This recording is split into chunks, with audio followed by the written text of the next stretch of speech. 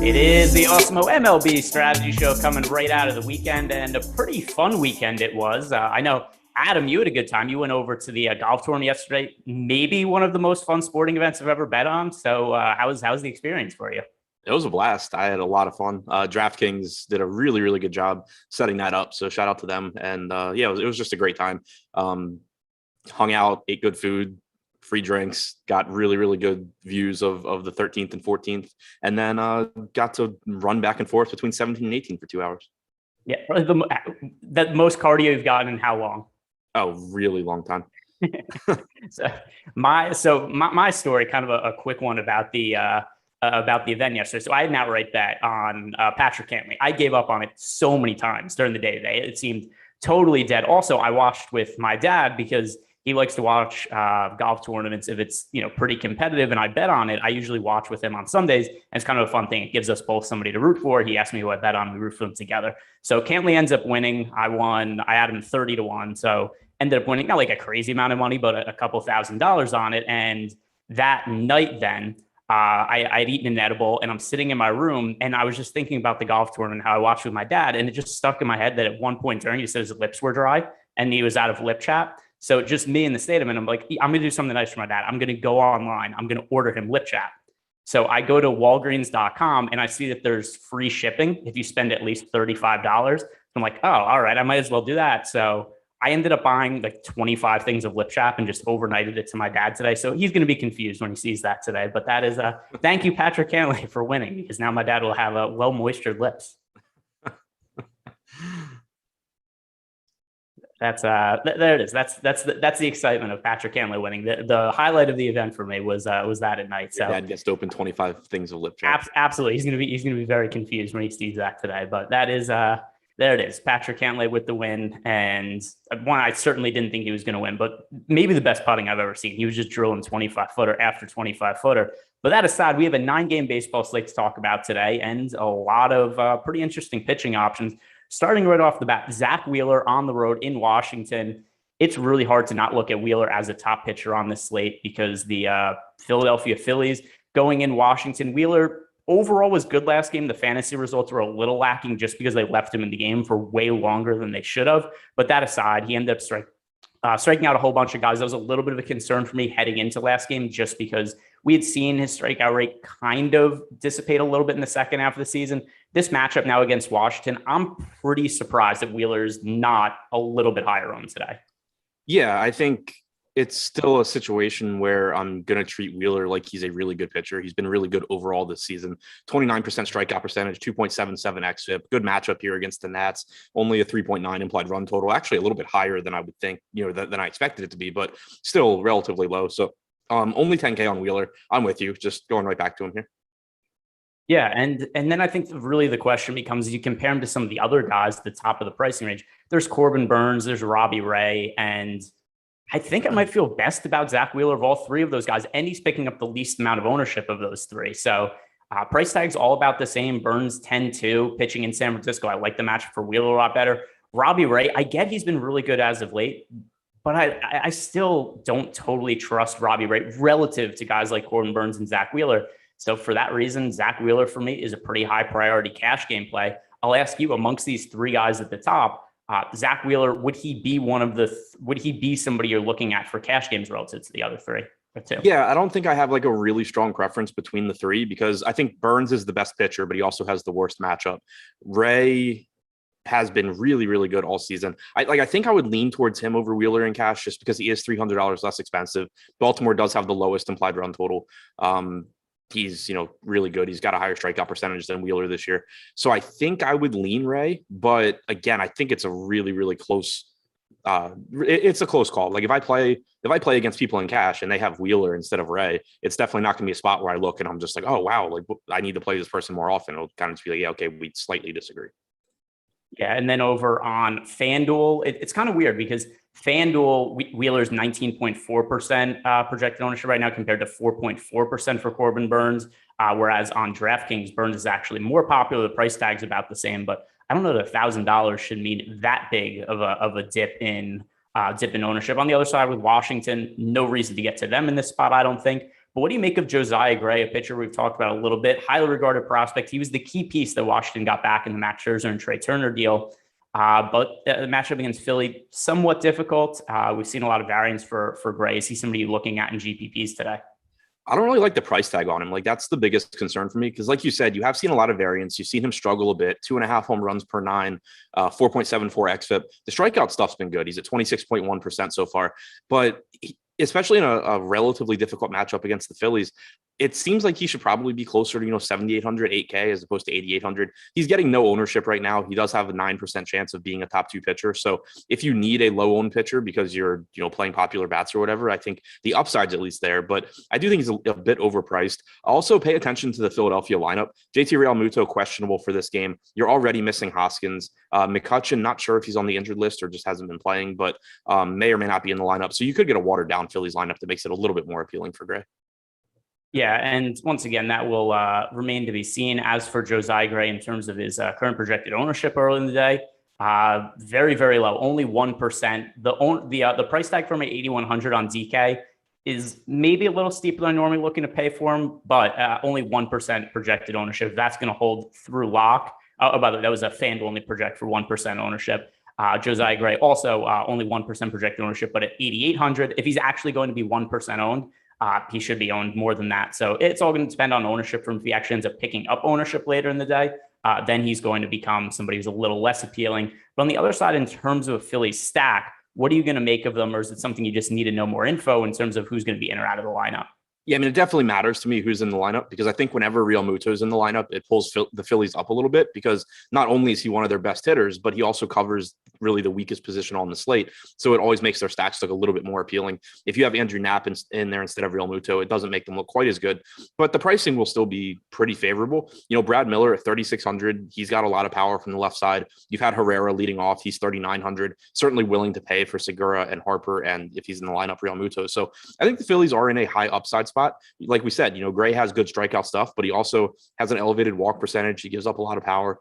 So it's a high upside spot. Right now, it looks like the ownership's coming in around where it should be on Philadelphia. We have them as the 7th highest stack in terms of top stack percentage. Their ownership's coming in around 7%. I think it's a team that I would certainly get to in tournaments, but right now it doesn't look like one that I'd be going too crazy on. All right, next game we have here, and this is another pitcher I talked about in terms of ownership price tag relative to Zach Wheeler, and that is Robbie Ray, who has been tremendous from a fantasy standpoint this year. I still don't quite know what to make of Robbie Ray. Now, in terms of betting odds, he's not the favorite to win the American League Cy Young, but he's moved up to 3rd in the odds. First at most books, it's Garrett Cole. Second is Lance Lynn. Robbie Ray is 3, except he has been somebody who, a month and a half ago was like 50-1 to win Cy Young. Now, depending where you look, he's like 4-1, 5-1. So certainly somebody who's been gaining a little bit of steam in that regard. And we've seen some big fantasy outings, especially in strikeouts from him recently. But still, he's somebody who I look at the numbers and he's benefited from a little bit of good luck from a number of reasons. Number one, he, for whatever reason, always seems to be facing easy offenses. And that's, once again, not going to be an issue today against Baltimore Orioles. But despite the 2.72 ERA, he has a 3.44 expected ERA, 3.48 FIP. He has a 270 BABIP. He generally is a guy who is a fairly high BABIP pitcher, 307 for his career, 323 last year, 305 the year before. He's still giving up a lot of hard contact, so I don't think he should be able to maintain a BABIP this low. It's a good matchup against Baltimore, so I don't want to get off him. But really, my point is here, I feel more comfortable going to somebody like Zach Wheeler. Also, just an absolutely absurd 89% left on base percentage. His career is 76.4. So he's also gotten really lucky with guys getting on base and not scoring. The thing with Ray for me, though, is just like the strikeout numbers are so high at 31.6%, but then he's also cut out the walks this year, 6.3% walk percentage. That's always been an issue in his career. So not only is he putting less guys on base, but it's letting him get a bit deeper into games, which is, really appealing. This used to be someone that basically would give you 5 innings and get out of the game because he couldn't go, he was already at 100 pitches. The matchup against the Orioles, like it's kind of scary because the Orioles do have a decent amount of power, but only the 3.2 implied run total. Right now I'd still be leaning Ray in cash games, but I do think in tournaments, you really, between these 3, Ray, Wheeler, and Burns, you can kind of just flip the ownership, I think. Like if you're getting 42, right now we have 42% going to Ray, 30 apiece going to Wheeler and Burns. If you go like 30% Ray, 40% Wheeler, 30% Burns or something like that, or even go, like 20, go lower on Ray and then up both of Burns and Wheeler, something like that. Just kind of in favor of whichever ones are the lowest owned. I think that's a pretty good strategy just because the range of outcomes is very, very similar for these three guys. Yeah, for me, like I said, Wheeler's overall my favorite. My favorite. He's also a little bit lower owned than Robbie Ray. Right now we have Robbie Ray on DK projected for 42% ownership compared to 30% for Zach Wheeler. FanDuel's a little bit different. We have Robbie Ray at 16%, Wheeler at 19%. But that aside, overall, Wheeler is my favorite option of the high end pitchers here. But I'm going to ask you this: on the other side of the game with your Baltimore Orioles, we've seen Robbie Ray has been prone to give up a lot of hard contact. And we did see before this recent stretch that he had where he was striking everybody out, there were some games where he got hit a little bit. We saw him give up, was it 3 homers to Toronto a couple of weeks ago? Actually, a little bit longer than that at this point. But, we've seen stretches where he becomes homer prone, and the walk rate also did become a little bit of an issue before he corrected in his last couple of starts. Baltimore Orioles, a little bit of power in their offense. Is it a team you're looking to get to for leverage purposes at all? Yeah, I think so. Just, like you said, Ray right now is projected to be owned by like 42% of the field, and he does give up power. Now, I do think he's gotten a bit unlucky in terms of his home runs this year because you have to remember that Toronto was playing their home games in Dunedin and in Buffalo early in the year. Rogers Center is a good park to hit in, but it's not as home run crazy as those parks are. Overall this season, he's allowed a 176 actual ISO to righties, 165 expected ISO. But you have cheap power on Baltimore. Ryan Mountcastle, 4,100. Same for Mancini. Those are both reasonable price tags. Santander is hitting well. His price tags come up a little bit to 3,600, but still a guy that is going to always have the platoon advantage because he's a switch hitter and he's got a lot of power. Hayes is at 3,100. So this is a team that you can get to. They're more expensive than they have been, but still relatively inexpensive. You get negative correlation with a large percentage of the field, and they are projected to go a little bit under owned themselves. 2.6% chance of being the top stack, 1.6% ownership share. So those numbers alone, I wouldn't be getting to tons of Baltimore just because they're still such a low probability spot. But then when you add in the percentage of the field going to Ray, it is going to push them up a little bit, particularly in large field tournaments. Yeah, and it's very low owned offense, only 1% ownership for the Baltimore Orioles. And the other thing too is with them being cheap, you get leverage with going up against Robbie Ray. There's also very easy options to get to on the high end if you are not playing Robbie Ray in a lineup. So in a lineup that doesn't have Robbie Ray, it's very logical to just be like, okay, I have Zach Wheeler and Corbin Burns as my pitchers in that lineup. So the lineup still makes sense for leverage purposes. I don't think I'm going to go crazy with Baltimore Orioles, but if this ownership holds somewhere around 3 or 4% is probably something that I'd be looking at across 150 lineups. On the other side of this game, Chris Ellis is going to be starting for Baltimore. So obviously a spot against Toronto. Once again, another one of these spots where we have to look at it as a Toronto offense that's in a very, very good spot. That's also picking up a pretty good chunk of ownership. We have them not crazy negatively leveraged, but still 15% chance being a top stack, a 15% ownership share compared to a 12% chance being a top stack. Clearly a great spot for Toronto, but how are you going to be handling them against Ellis? So one other thing also with Baltimore, from a leverage standpoint, you don't necessarily have to full stack them. You can grab, 1 or 2 bats, try and grab a home run against Ray because of the setup of the slate. Like Ray is expensive. And then you also have Wheeler and Burns. If Ray gives up like 3 or 4 runs, there's a pretty good chance he ends up not being a pitcher that you need. And so those lineups that the field is playing are burned. But, like the Orioles, clearly, if they score 3 or 4, still aren't going to be the winning stack. It's just the layout of the slate, I think, makes it so even if Ray gives up a couple of home runs, you're probably accomplishing enough from a leverage standpoint. As far as the Blue Jays go, obviously a very, very good spot here against Chris Ellis. Not anyone that should last in the major leagues, I don't think. The Orioles bullpen behind them is terrible. I think I still get to a good amount of Toronto here just because when you look at the top stack tool, right now we have the Blue Jays and the Padres as far and away the best 2 offenses on the slate, but the Padres are getting way more ownership than Toronto. So I think for me, I'll end up getting around the field on Toronto, and then probably the way numbers look right now, being underweight on the Padres since they're getting so much ownership. And then I'll still have, plenty of exposure I can sprinkle around to these other teams that are getting a lot less. So right now, I would lean out of those top 2 stacks. I would lean toward getting to Toronto before I get to San Diego, given the ownership. Yeah, and that's something also that we're going to have to talk about as we get on later in the day. The San Diego Padres, who have struggled a little bit, especially down the stretch of the season, they are crazy overowned, and this is going to be the team who I think, like we've seen a whole lot this year, there's going to be one team where it's like, oh, look, we have a 9-game slate, a 10-game slate with a lot of options, and this one team comes up being like 20+% owned. And then it's a thing where it's just you and I both end up being underweight to that team, and then just kind of cross our fingers and be like, well, They're clearly overowned. I hope any other team goes off, even though we're both going to acknowledge that they're in a good spot. But that is going to be key for today. For the Toronto Blue Jays, is there anybody towards the end of the lineup that you like to look at for either lower ownership or a lower price tag to try to differentiate those stacks a little bit? I think Gurriel and Kirk, if they're at the bottom of the order, it'll naturally kind of drop their ownership a little bit. Right now, we have Kirk projected for 12% ownership, Gurriel lowest on the team at 5%.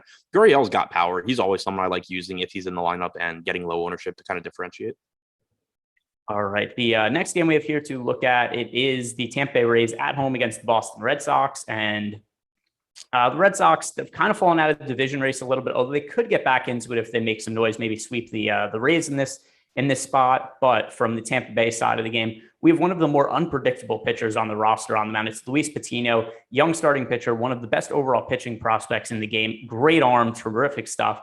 We've seen some really, really wonky results from him where it's like he totally shuts out the Yankees. Nobody's able to touch him. And then the next time he comes out, he's facing the Seattle Mariners, an easy matchup, and just isn't able to generate swing and misses. So his last handful of starts, 30 fantasy points, 7, 14, 2, and then 20 last time out against the White Sox. So the two best starts we've seen from Luis Patino have come against the Chicago White Sox and the New York Yankees. And one of his worst starts as a starting pitcher thus far has come against the Seattle Mariners. All over the place, but what are you going to do with them at a cheaper price point on DK? I doubt that I get to too much here. He's pulling 8% ownership. I think that makes sense just as far as he is cheap and he does, have the potential to go out there and give you a good game. But overall in the majors this year, only a 22.5% strikeout percentage, 5.33 xFIP, 1.5 home runs per 9. Brutal matchup against the Red Sox. Granted, it is in a favorable pitcher's park. You can certainly kind of always pay $7,200 for pitchers as talented as Patino.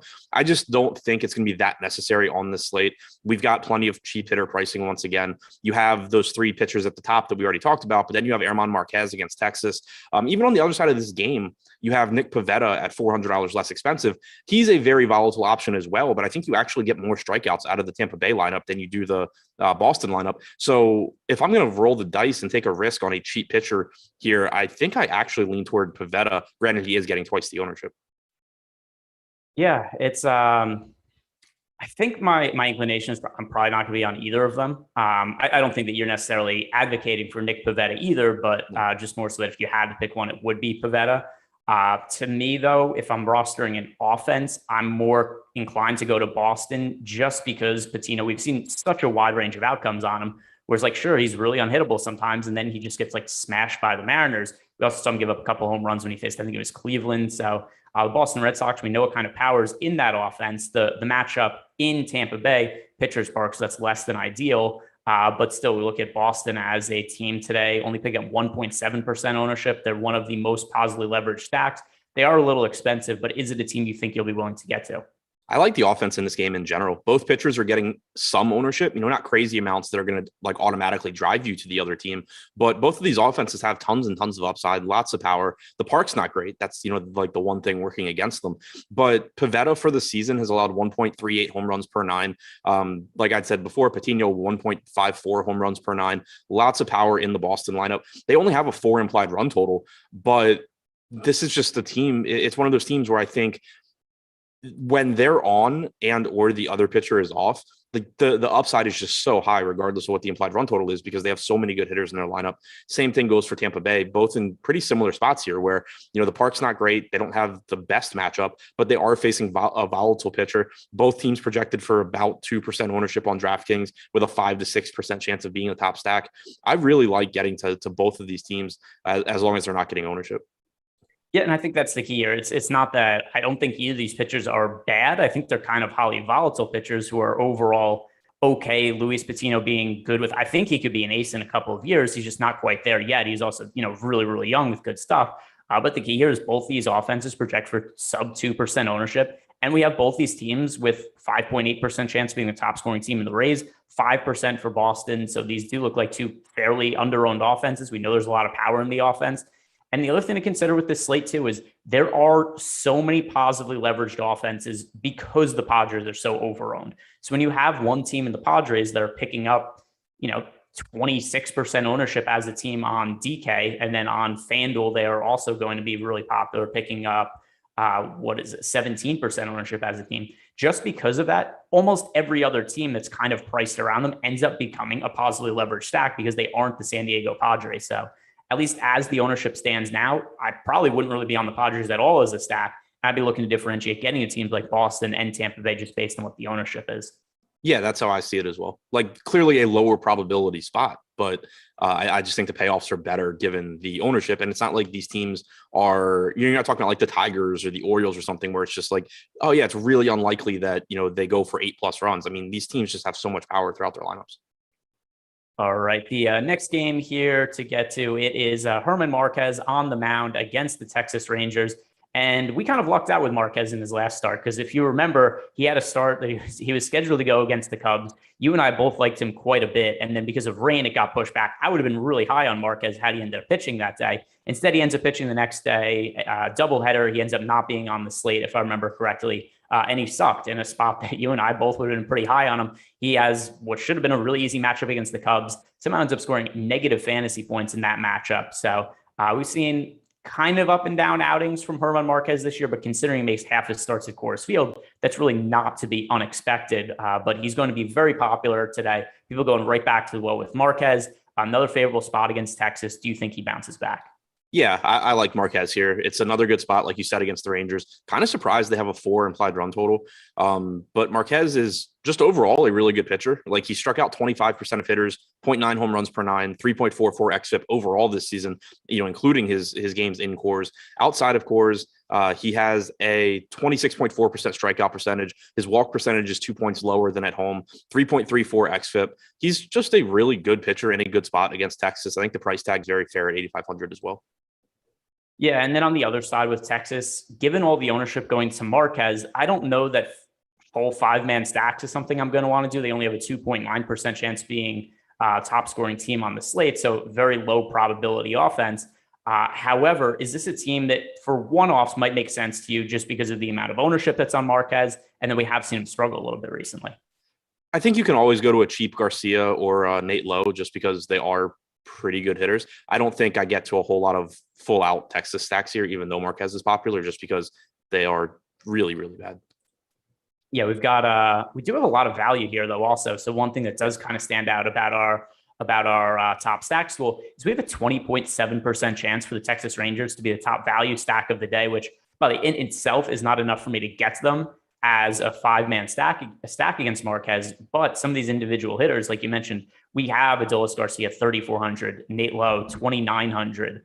Some other guys who are going to be near the top of the order, Yanni Hernandez, Jose Trevino is a catching option. When basically the entire lineup is like 3,500 and below, I mean, it makes sense to get to some of these guys in one-offs in lineups that don't have Herman Marquez, in my opinion. So I do think that's something I'm going to be doing. On the other side of the game, AJ Alexy is going to be on the mound for Texas against Colorado. So Alexy, not a guy who I am all that familiar with, but what do you know about him? So he's not like Fangraphs doesn't have him as a highly regarded prospect. They have him ranked 19th in the Texas organization, but he's put up pretty solid numbers this year. Granted, most of it has been at AA, and this is a huge bump. He's only 23. He was an 11th round pick by the Dodgers in 2016, but he has 13 appearances at AA this year. 7 of them were starts, 50 and a third total innings, struck out 28.8% of hitters. He's made 3 starts at AAA, 14 and 2/3 innings, 33.3% strikeout percentage. xFIP at AA was 4.36. At AAA, it's 4.35. Steamer projection for 8.3 strikeouts per 9 going forward with a 5.26 FIP. So he's not a highly regarded prospect, but it is at least someone that strikeout numbers have been there throughout the lower levels of the minor leagues. He's only $4,700 on DraftKings. He is facing the Rockies, who are just a bad team outside of Coors. I kind of doubt that it's necessary to go really cheap at pitcher, but if you needed to, I really don't mind getting to Alexy just because he does have a favorable matchup and the strikeout numbers have been really good for him. And one other thing I will point out about his game logs, if you just look at his overall pitches per start this year, it's pretty low, and he never works deep into games. However, his recent starts in the minor leagues, last night, 5 innings, the time before 5 innings, time before that, 4 and 2/3, 5 innings, 4 and 2/3, 4 and 2/3. Earlier in the year, he was a guy who was only going 3 innings, 2 innings per start.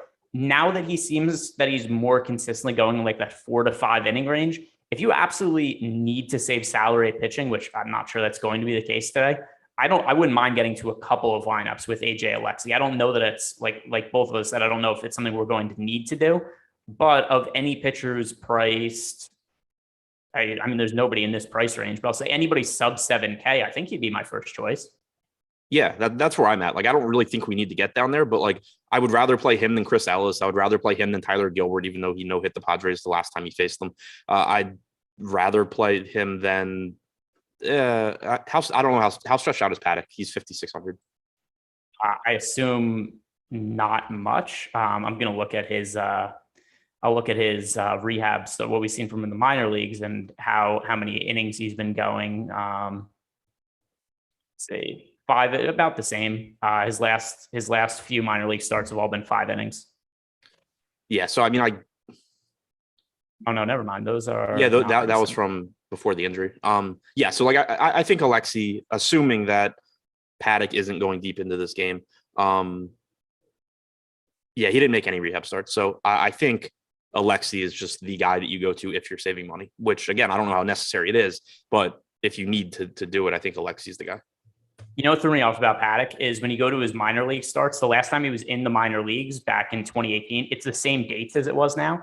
So you pull it up and it's like, oh, August 22nd. I didn't even think to look at the year. I was just like, okay, 22nd. He pitched last week and he threw 5 innings. But yeah, that's not recent. So anyway, Chris Paddock, I don't expect that he's going to be able to work deep into the game. He was also struggling a whole bunch before he went down to the minor league, before he got hurt, which, you know, who knows? Is it a chicken or the egg thing? Did he go to was he struggling because he was hurt, or was it a thing where the team wanted to give him time off and that was why they put him on the injured list? But either way, he was not pitching well early in the year, and he's going to be somebody who's really hard to trust. But on the other side, given the kind of unknown that we have with AJ Alexi, his major league debut, and that he was an unheralded prospect, does that make Colorado at all an appealing offense for you? I think so. Right now, they're third in the top stack tool, which I'm not super comfortable with. But again, it's kind of splitting hairs. Like, you know, they're kind of just in the same group with Houston, the Dodgers, the Yankees, the Phillies. And they're not pulling much ownership, only about 3.5%. So I hate rostering this team outside of Coors, but at the same time, we really don't know what to expect from a guy making his major league debut who's only thrown a total of 14 innings above AA in his career. You know, again, I think for the price tag, I'm certainly willing to gamble on Alexi, but there's a pretty good chance that this guy just sucks in his first major league start. It happens a lot, and it happens to pitchers with a lot better pedigree than him as well. So as long as they're not going to pull much ownership, I'm certainly willing to get to the Rockies. Yeah, that's once again what it looks like is going to be the case today. And by the way, I never play the Rockies, but I wouldn't say never, but hardly ever play the Rockies when they're away from Coors Field, just because of the team that they have the worst offense in baseball on the road by a pretty wide margin. They're also fairly miserable against right-handed pitching. But, you know, that aside, it's a pitcher making his major league debut. We don't really know what to expect out of him. Colorado, at least in our top stack school, does appear to be pretty underowned. It's a team that I do want to get to a little bit. Next game here, and this is one that's really hard for me to figure out. Let's start with the Yankees side, because Corey Kluber's coming back off the injured list. He's going to be the opener for them. However, Andrew Heaney is still expected to enter the game and come out of the pen. I assume that these guys each go at least a few innings each, but do you think that either of them are going to get enough length to make them DFS viable? I don't think so. Boone said that he expects Kluber to go 65 to 75 pitches. So that I'm assuming ends up being like 4 innings or something, and then you get Heaney for like 3. So I don't think I don't expect it to be a situation where, you know, Kluber goes 2 innings and Heaney goes 5. I think you're probably getting like 4 and 3, which is going to make it so neither guy really looks good. Yeah, that's probably where I'm at. The other thing too is this is a fairly loaded pitching slate today, where we have, you know, a bunch of guys to pay up for. On the cheap end, while there's nobody I really feel super confident in, you know, like is the outlook of AJ Alexi that much different from the unknowns that we're getting in Corey Kluber and Andrew Heaney? Probably not. So the Yankees pitching situation to me is probably one to avoid. But on the other side with the Angels, I don't necessarily really want to get to them either. I assume that in limited innings, Corey Kluber should be fairly effective. Andrew Heaney, I think in shorter stints, should also be more effective than some of the times we've seen him struggle as a starter. The other thing to consider also, the Yankees do have a fairly good bullpen behind them. So Los Angeles Angels, to me at least, don't look like a very appealing stack. Yeah, it doesn't look great to me either, just because, you know, again, they're a team where I could see getting to them if this were a slate where there weren't a lot of teams that were projecting to be underowned. But right now, because you have so much ownership going to the Padres and the Blue Jays, it allows you to get to some pretty good teams at low ownership. So I don't really think I need to be digging that far down to get to the Angels when they are still in a relatively difficult spot. You have two, talented pitchers kind of working back to back, and then whoever else comes out of the Yankees bullpen, only a 4.1 implied run total, but also no ownership going to the pitchers. So you're not even getting any negative correlation with the field to bump them up. And then on top of that, it's just a difficult team to stack as well. So I don't really see much with the Angels here outside of, of course, if you want to roster Shohei Ohtani. Yeah, Ohtani always makes sense as a one-off. He did get hit on the wrist by pitch the other day. That seems like a non-issue at this point, as long as he is going to be in the lineup. But do we know who's starting for the Angels yet today? DraftKings has Quintana as the projected starter, but they haven't announced the starting pitcher. Yeah, so that's the other thing too, is at least before we started, we didn't even have Ohtani in the player pool to know what his price is. I'm going to see if he was added yet. Yeah, so they still have the banner saying he'll be added later. Okay, so as of now, we're expecting he's going to be added later. And for all intents and purposes, let's assume that it's Jose Quintana starting. Although once again, we don't know that for sure. Be sure to check later on the day. We're going to have the MLB Deeper Dive, which Adam and I'll be doing together again. It's going to be MLB Live before lock. There's also PGA Strategy Show today. So also all more reason, guys, like the video, subscribe to the YouTube channel, plenty more content coming today. But under the assumption that Jose Quintana is going to start, what is the outlook for the Yankees offense? I think it's pretty good. Quintana hasn't been going deep in the games. He threw 38 pitches his last time out. We know the Yankees have tons of power in their lineup. Quintana hasn't been great this year in, a limited sample in the majors. They're just another team that I'm always willing to go here when they're not pulling much ownership. Right now we have them in that range of 5 teams that are bunched together with a 7.5% chance of being the top stack. They are getting 9% ownership. So out of that group, I would be getting to Houston first. I'd be getting to Colorado first. I'd be getting to Philly, I think, a little bit before the Yankees, but it is still a high upside spot against a pitcher that I'm not really expecting to do very well, an Angels bullpen that has struggled at times. You've also got pretty favorable pricing when Anthony Rizzo is 3,700, Stanton's 46, Gallo's 44. It's a pretty fairly priced lineup. So they're pulling some ownership. They're not my favorite stack for that reason, but I do think it's still a good spot and a team that I'd be mixing in with, some other lower owned stacks. Yeah, the other thing I'll add here is that it's also very difficult to project ownership early in the day when we don't know who the starting pitcher is for the Angels. And that's something also that, when the ownership projections are also partly based on what our projections are for the individual teams. We don't even have Jose Quintana in the player pool right now in our data because he hasn't been confirmed. So these are odds that I expect to move around a little bit, both in terms of top stacks and ownership percentages. So once again, something later on in the day we'll have more information on. As of right now, I assume it's a good spot for the Yankees. They look about appropriately owned to maybe a little bit over-owned, but still to be determined what I think I'm actually going to do with this team. The Yankees, if they are lower-owned, always there is home run upside in them. Next game we have here, the San Diego Padres against the Arizona Diamondbacks, starting with Chris Paddack. We touched on it a little bit before. He's cheap, but he's also coming off an injury. I have no clue what to expect from him today in terms of length. I expect it's going to be not much, but I don't know an exact number. I'm hoping that we get a beat reporter give us an update sometime before the slate starts to say, hey, we're expecting 3-4 innings out of Chris Paddack, maybe 50, 60 pitches, something like that. But as of right now, what kind of expectations do you have for Chris Paddack, and is he in play? Yeah, my expectations are the same as yours. I'm guessing he's getting 3 or 4 innings. If that's the case, then no, I don't think he's in play, just because it's an okay matchup. We know he has talent, but like you said, he has struggled overall this season. 22% strikeout percentage, 3.76 xFIP is good, but 1.19 home runs per 9.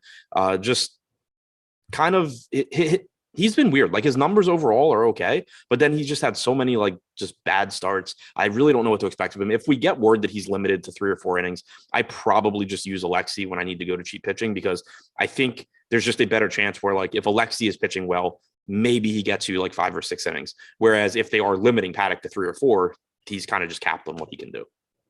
Yeah, but then on the other side of Arizona, they don't have a good offense. They don't have very high probability of top stack, and they're picking up a little bit of ownership.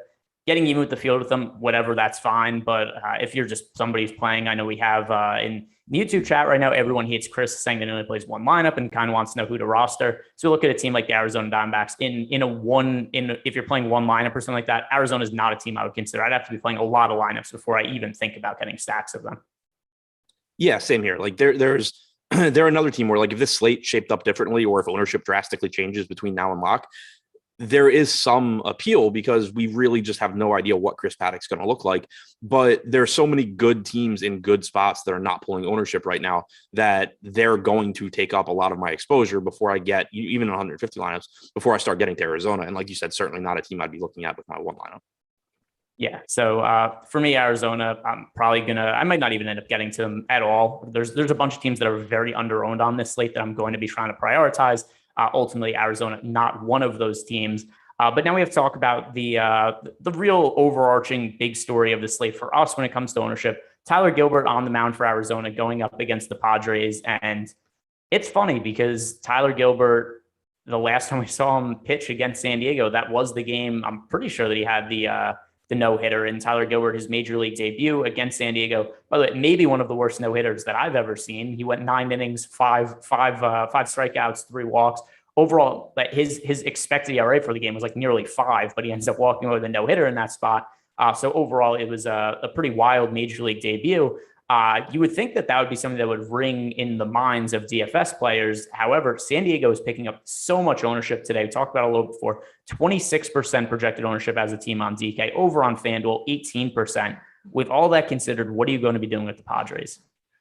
If the ownership holds where it is, I'll just be going to other teams because there's a lot of good teams in good spots on the slate. It's certainly scary, but I mean, you have a 5.6 implied run total for the Padres. Yeah, that's high, but it's not, this isn't one of those spots where, they have like a 6.8 implied run total or something. And you're just saying, I really don't know how they fail here.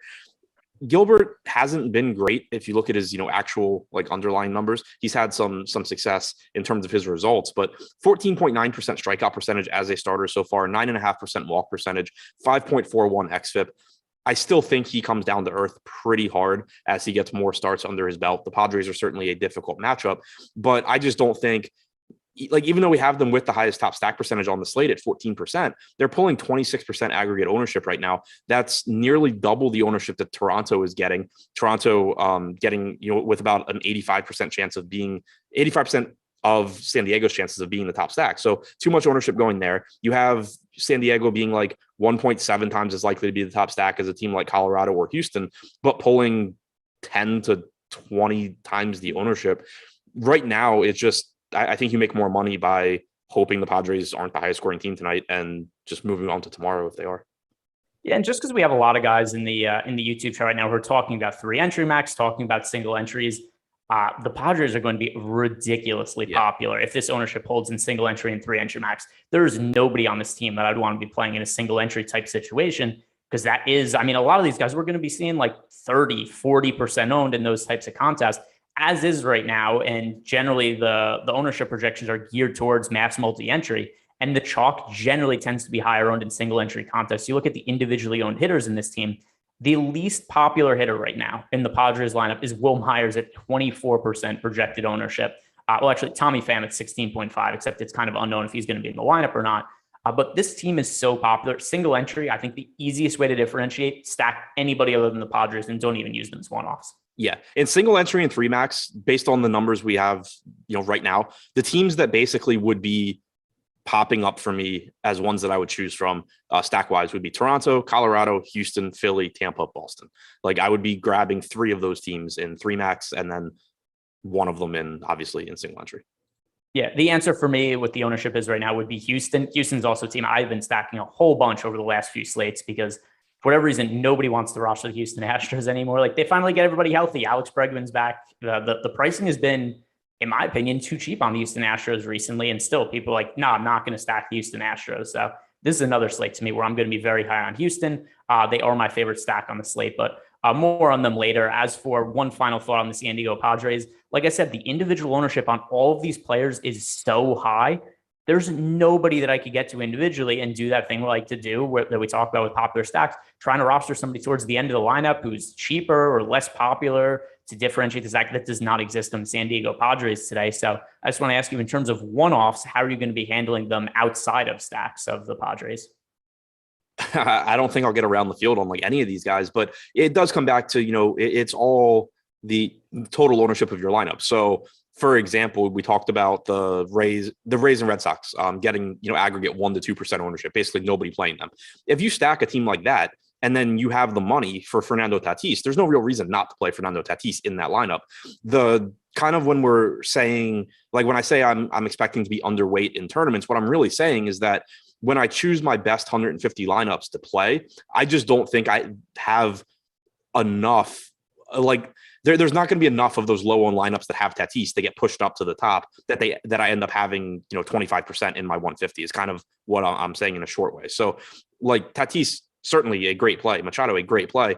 If you are mixing them into really low owned lineups, I just don't really think there's going to be enough low owned lineups that fit those guys where I'm getting 25% of them overall.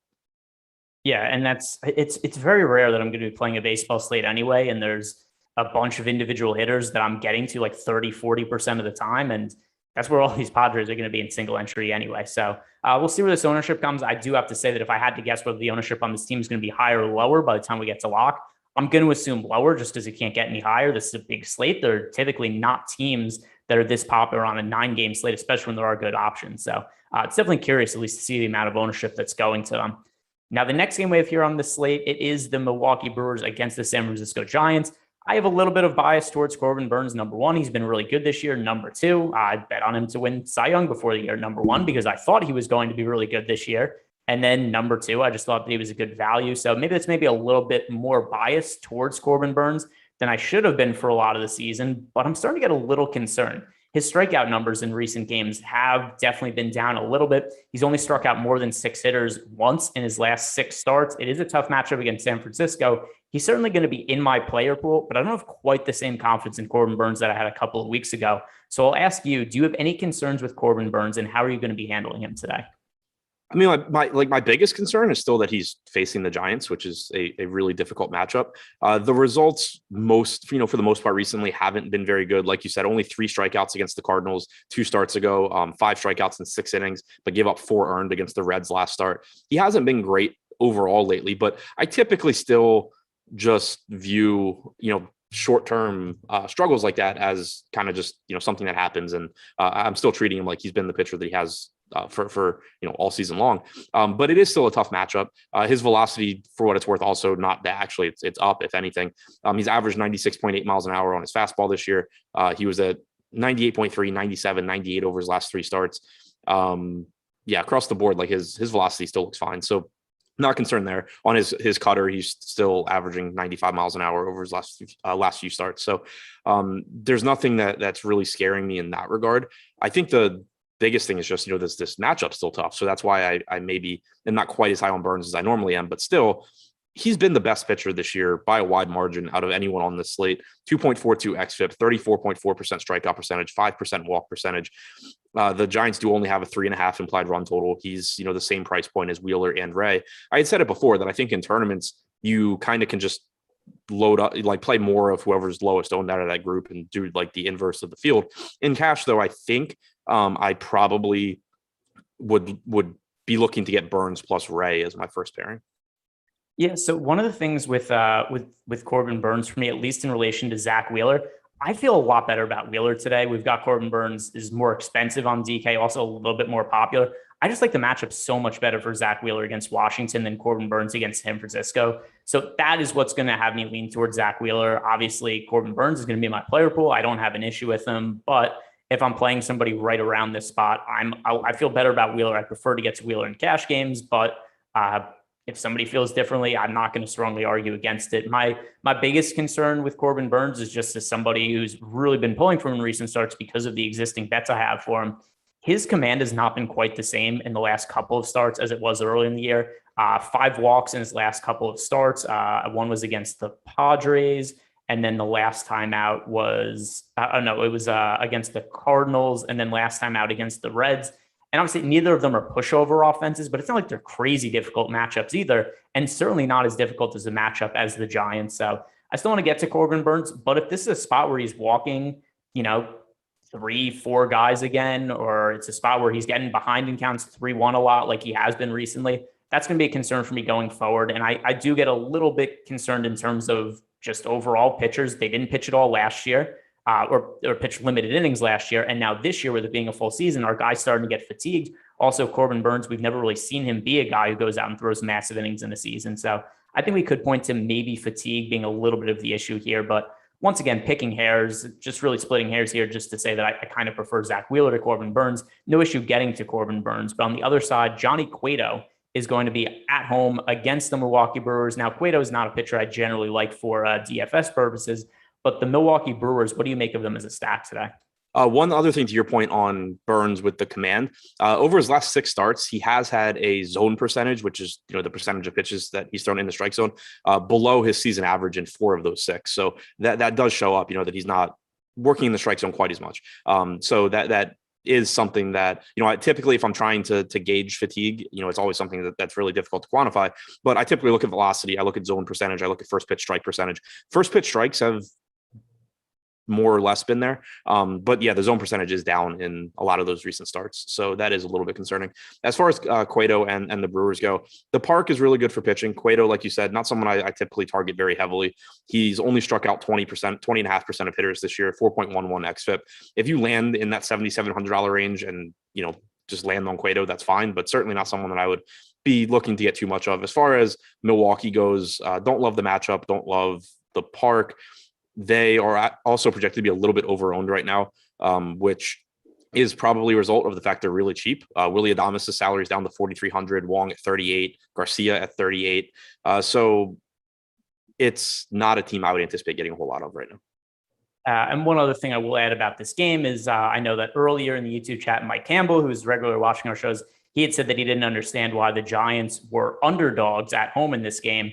And I will point out that even though it's not a crazy amount of value, we do have the Milwaukee Brewers in our MLB Power Rankings tool as one of the best bets of the day. So right now we have the Brewers. The best line available for them is -128. We have them winning this game 60% of the time. That is a 7.6% expected ROI. So if you guys are ever looking to bet on sports games, number one, look at our MLB Power Rankings tool. We also have similar tools available for other sports, also stuff available for player props, and also head on over to oddshopper.awesemo.com. It's a good way to find out of all the legal sports books in your area, which ones are offering the best price on the individual games, because you could get the Brewers at -128, but other books have them at -135, -140. No reason to pay that when you can play them at -128. So that is oddshopper.com. Really useful resource to be able to play some sports bets, find the best odds available. All right, the next game, only 2 games left here to talk about. The Los Angeles Dodgers at home against the Atlanta Braves. Julio Urias is on the mound for the Dodgers. Drew Smyly for the Braves. So starting with Urias, I like him as a pitcher. The thing I'm kind of struggling with here is I just don't know how he fits into my pitcher exposure when we have all these other guys to pay up for that we talked about today. So for you, what do you think you're going to be doing with Urias in a fairly tough matchup against Atlanta? It's really difficult to prioritize him when he's at basically the same price point as Burns, Ray, and Wheeler. The way I anticipate Urias going for me is that he'll get into lineups where, if I'm stacking Toronto, for example, that was a team that is going a little bit overowned, but also in a really good spot. So I expect to still be getting there, but I'll also have to sort of offset some of that ownership. In lineups like that, maybe you go Urias over Wheeler just because you're getting a huge ownership discount. If you are stacking the Padres, certainly look to Urias instead of these guys to pay up for. The Dodgers, we haven't talked about, but in a decent spot and getting some ownership. So that's where I think I start to get to Urias. So there's specific builds where I think he's going to be a good option just because he's getting less ownership. He is still a good pitcher. He comes in with a 26% strikeout percentage, 3.69 xFIP. I don't like him nearly as much as Burns, Ray, Wheeler, but there are just going to be lineups where I do end up with more popular bats. I think that's where Urias becomes a good option.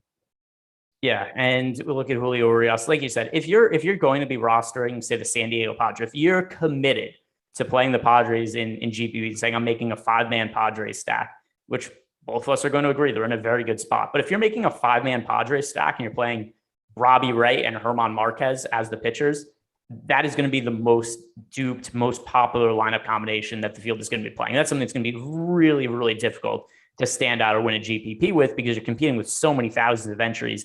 Where Julio Urias to me makes sense is if you are somebody who's going to be stacking the Padres. That's where you play Urias. Only 8% projected ownership for him compared to all the guys around him.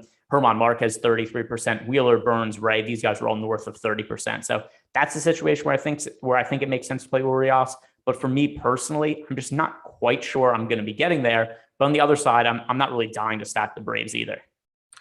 Yeah, same boat.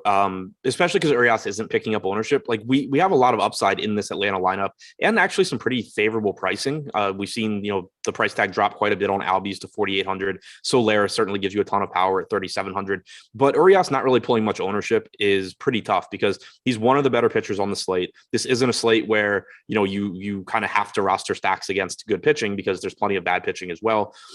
So if I'm going to a team in a tough spot, I'm more inclined to go up against, a Zach Wheeler or a Robbie Ray or a Corbin Burns, where if my team has success, at least, a third of the field is kind of dead regardless of what team they stack. Whereas with Urias, you really need the Braves to just go out here and have like the best, be the best team because you're not going to have that many teams falling off because they have Urias.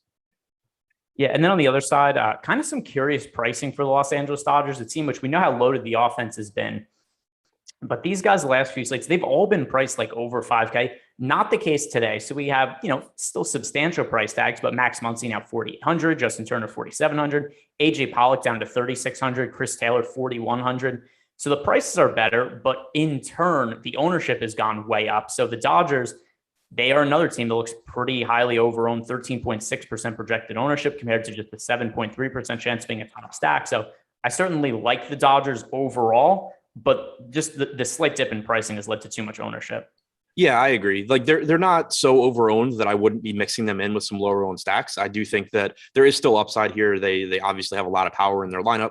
Drew Smyly gives up power. 177 expected ISO to righties this year, 258 to lefties. So certainly don't sleep on like Corey Seager, but and obviously both Turners, Betts, Will Smith, these guys all give you a massive upside. But like you said, they are getting a lot of ownership. You look at that kind of group of 5 teams I mentioned earlier that's projected for similar chances of success between Colorado, Houston, the Dodgers, the Yankees, and the Phillies. The Dodgers are pulling more ownership than any of those teams. Combined, they're projected for about 30% ownership. 14% of that's going to the Dodgers. So it's still just the way things look right now. Teams like Colorado, Houston, the Phillies are just going to get pushed up for me a little bit more because they have similar chances of success to the Dodgers and they're not getting as much ownership. Yeah, we've got 3 teams today. They're picking up, a chunk of the ownership across the slate. 25.8% for the Padres, 15.4% for the Blue Jays, 13.6% from the Dodgers. So, right there, that is more than half the field is stacking those 3 teams. So I think the easiest way to differentiate, you just go to some of these other teams that we're about to talk about. One of them for me being the Houston Astros in the final game of the slate. They are the most positively leveraged stack of the entire day. We have them with 1.5% projected ownership share, 7.5% chance to be a top stack. Now, I saw somebody bring it up. I can't remember exactly who it was that in the YouTube chat said they didn't like the matchup for the Astros against Chris Flexen. Okay, so our guy Sean V, who's always in the Adam had that on hand right away to pull out, but it's not so much that I think this is the best matchup on the slate. Clearly, their offense is in better spots than Houston today. They're in a pitcher's park. Chris Flexen is not bad. There are much worse starting pitchers going today, but they're 1.5% owned, and we have to look at our top stacks tool. 7.5% chance for Houston to be the top scoring team of the day. Even if you are against the Astros, if you look at this slate and you think they are the top scoring team 2 out of 100 times, then you'd think they're underowned. That's really where this comes into play. Yeah, and also Houston's another one of these teams that they have so much power and speed in some parts of their lineup where their ceiling is just really, really high. Like really, no matter who they're facing, they have a high ceiling because they were just really, really good. Chris Flexen has certainly had some success in limiting power this year. 181 expected ISO to righties, not great. 127 to lefties is better, but he doesn't strike guys out. He lets you put the ball in play. This is definitely not a good enough pitcher where I'm going to shy away from the Astros at no ownership, even though, like, I agree, it's not a great spot. They only have a 4.5 implied run total. It's supposed to be like 60 degrees in Seattle, which sucks for hitting. Flexen has been relatively good at preventing runs, 3.54 ERA, 4.47 xFIP. It's not, like, I agree, it's not a spot. I would clearly rather roster guys against Chris Ellis or Tyler Gilbert or a number of other pitchers here, but it all just comes back to ownership versus chances of success. Houston, just because they're facing, basically an average starter and they have a very, very good lineup, they're going to succeed often enough where if they're only going to pull around 2% ownership, they're going to be underowned. Yeah, and that's the key here. I totally like, even now Sean's in the chat saying that Chris Flexen has been one of the best home pitchers in baseball. And yeah, I mean, he's pitched well at home, and neither of us are saying that Chris Flexen is terrible. we're saying the Houston Astros offense is good and they have a better than 1.5% chance of being the top scoring team on the slate. If we get an ownership projection later in the day and Houston is projected for 5 or 6% ownership, I don't like them as much anymore. It's literally just because nobody's rostering them right now. And they're one of the better offense in baseball. We've seen this a whole bunch over the last week or so, where there's been slates where Houston picks up no ownership. Sometimes they're not great. Sometimes they are. Sometimes they go out and let's see, what was the slate recently? Was it Saturday or Sunday? There was a day recently where Houston had 1%, 2% ownership as a team. They went on to score like 8 to 10 runs. And those are the types of spots you need to pay off. You don't need it to be every day, but if they're 1% owned and they go off once a week and you playing them well over the field, that's going to be a profitable move in the long run. So that's why I like Houston today. On the other side, they're going to have Luis Garcia on the mound for them. I like Garcia as a pitcher, but once again, he kind of falls into that Julio Urias category with me, where I just don't know where he fits in my priority list when we have Robbie Ray, Corbin Burns, Zach Wheeler, Herman Marquez to choose from. Yeah, and also like back to the Houston stack for a second, it's really just, it's as simple to me as when you have like a group of 5 teams that are projected for between 7 and 9% chance of being a top stack. It's really to me as simple as just play the ones that are getting the least amount of ownership more and play the ones that are getting the most less, because you're just going to make more money and have more success doing that than actually trying to say like, oh, this is what's going to happen in this matchup. Like, you're just going to be wrong a lot. There's really no point in doing that. You're better off just saying, okay, these teams are very, very similar. I will just do the opposite of the field, because nobody, even the best, aren't accurate enough to just be like, oh yeah, because it's Chris Flexen and he's at home, this is actually not a good spot. Like, it's just play the lowest owned ones and get away from the most popular ones. You'll make more money over the long run than trying to guess exactly what's going to happen in a baseball game. As far as Garcia goes, he's been a good pitcher this year. My concern on him is that they haven't been letting him throw that many pitches. He threw 90 pitches last time out. Prior to that, 70, 87, 85, 89, 79, 88, 93. He hasn't thrown 100 pitches in any of his last 10 starts. He's $9,200. I think he's a good pitcher. I think he has strikeout upside. It's just really tough for me to pay that price tag when you have legit aces on the slate that are going to be allowed to go deeper than him. By the way, the game I was thinking about was last weekend against Logan Gilbert. The Astros scored 15 runs in that spot. So once again, if you just roster some of these low-owned teams that are positively leveraged, you don't need it to work out every day. It's just if you get that one team who scores 15 runs on a game where they're not picking up ownership, that's where it's going to end up paying off in the long run. Now, as for Chris Flexen and stacks against him, by the way, because we have Sean V in by the way, also, I kind of think this is funny because this is not a data point I would ever point to, but I know this is something that Sean V would care about. He says that Chris Flexen always pitches well at home.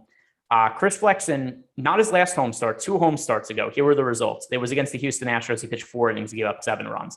So to say they could never hit Chris Flexen home, Chris Flexen's always good at home. 2 home starts ago, he got lit up by this same exact Houston Astros team. So once again, that's not the reason to roster them, but it's clearly something that is capable of happening. And it's still a team with very low ownership today. But back to the Luis Garcia point, fair to assume that the Seattle Mariners an offense you don't like today? Yeah, I don't really see a whole lot of reason. It's kind of like Atlanta for me, except clearly the offense isn't even as dangerous as the Braves are. Garcia's pulling like 11% ownership, so it's not like you're getting any crazy leverage against the field. Seattle's offense isn't great. The hitting conditions suck. Same thing we said for Houston. Haniger, Seager, clearly fine, but just not an offense I expect to get much of. All right, that is going to do it for all the games today. Just any final thoughts on today's slate? No, I'll have the deep dive out in a couple of hours. Be back for the deeper dive at 5 with you, I think. Yep, it'll be you and I together. And we also have the PGA Strategy Show today, MLB Live Before Lock. Lots of DFS content on the channel today. Give us a like, subscribe to the YouTube channel so you know when everything goes live. Other than that, good luck today, guys.